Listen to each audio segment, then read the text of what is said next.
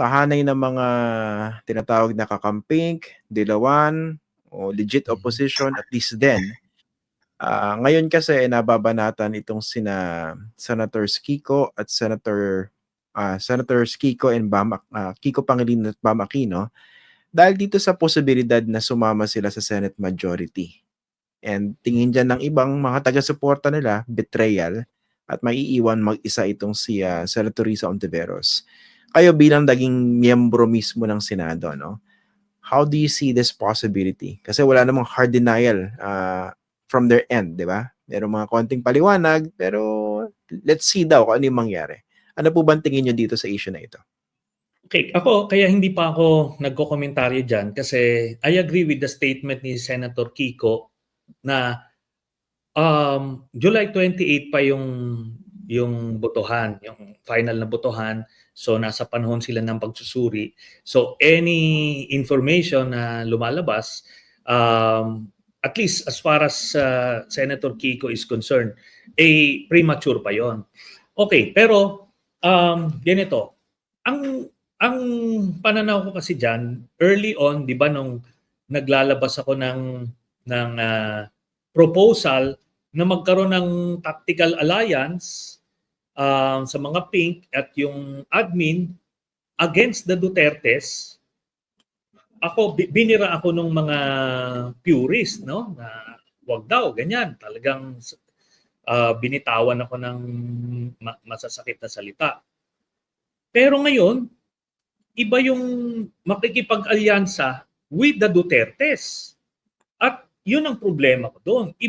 Magkaiba yun. Yung tactical alliance with the admin against the Duterte, ang iniiwasan natin dito ay bumalik sa poder itong mga Duterte na talagang binaboy yung demokrasya natin, gobyerno natin, nagpataya ng libo-libo. Yun yung iniiwasan natin.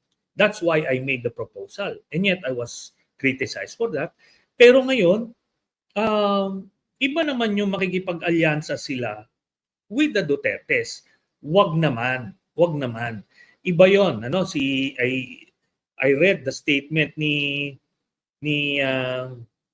former VP Lenny and now Mayor Lenny na okay lang daw na makipag-alyansa sila with the Dutertes para pragmatic daw. Ibang usapan yon. I cannot accept that. So I disagree fully with the statement of Lenny about forging an alliance with the Dutertes for the sake of pragmatism and winning the elections. Yun. Pero yun, paano niya nasabi na if this indeed happens, would be an alliance with the Dutertes? What made you say that? Kasi magkakasama sila sa majority. Iba kasi yung guhit makakasama mo sa makakasama mo sila sa caucus. Ang majority as it is, 'di ba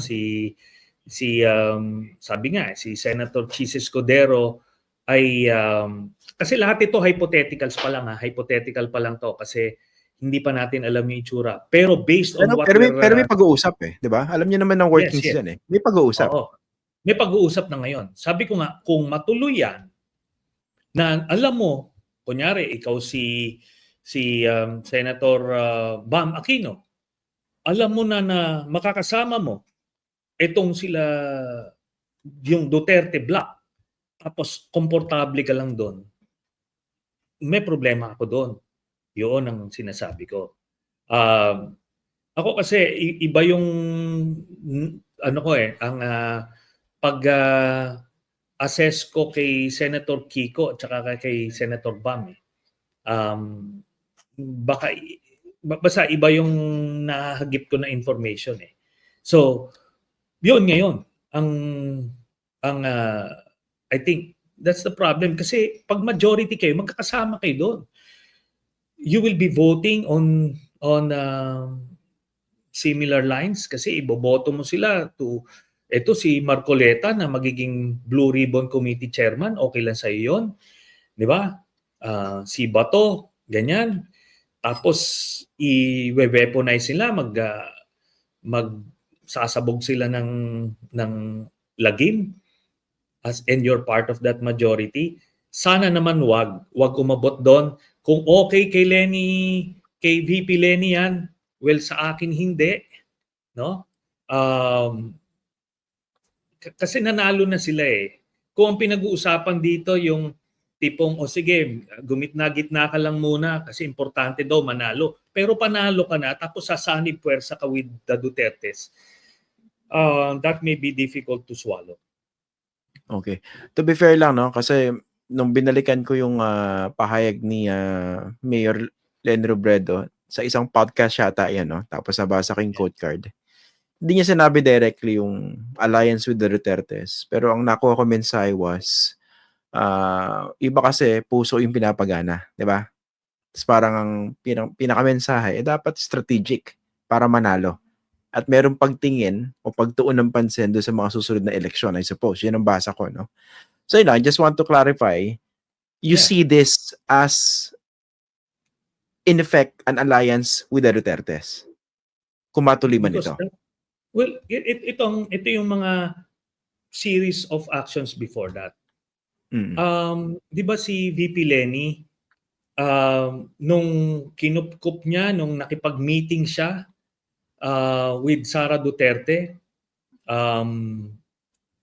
pinapasok niya sa bahay niya, di ba? So, okay lang siya with Sara Duterte.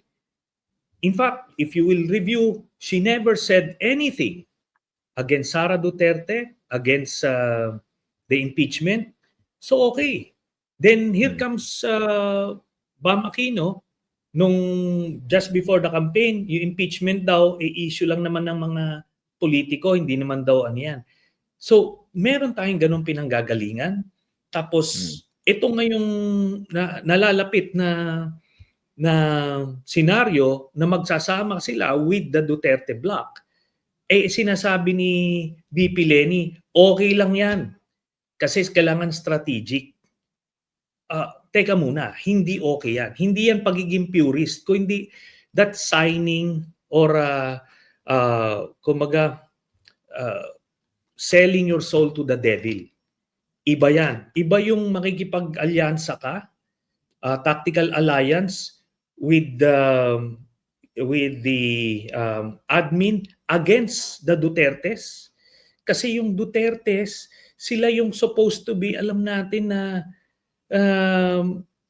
kumbaga, sila yung bad guys, sila yung kontrabida dito sa ating lipunan, sila yung nagpatay ng libo-libong tao, sila yung nagnakaw ng bilyon-bilyon, sila itong may kapartner na drug lord. Ang daming ginawang kawalang hiyaan sa ating lipunan.